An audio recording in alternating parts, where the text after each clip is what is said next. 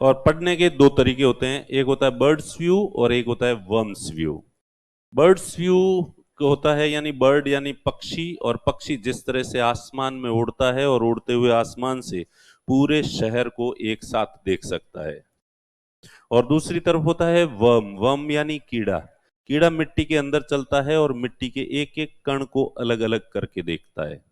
तो ऐसे ही आपकी पढ़ाई की जो स्ट्रेटेजी है उसमें बर्ड्स व्यू भी होना चाहिए और वर्म्स व्यू भी होना चाहिए।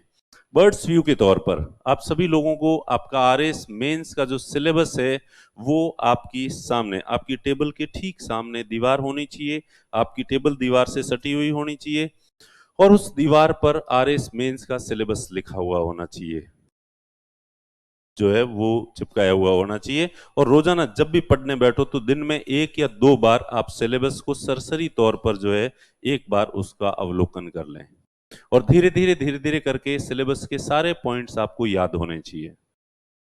और अगर सिलेबस के सारे पॉइंट्स आपको याद होंगे तो उन पॉइंट्स को लेके उनके बारे में जानने की जिज्ञासा, क्यूरियोसिटी आपके अंदर डेवलप होगी।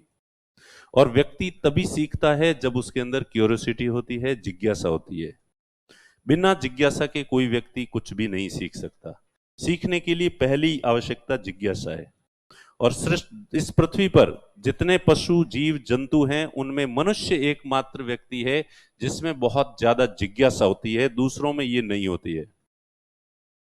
और ये जिज्ञासा डेवलप करने का यही तरीका है कि आप सिलेबस को रोज पढ़ें, रोज पढ़ें, रोज पढ़ें।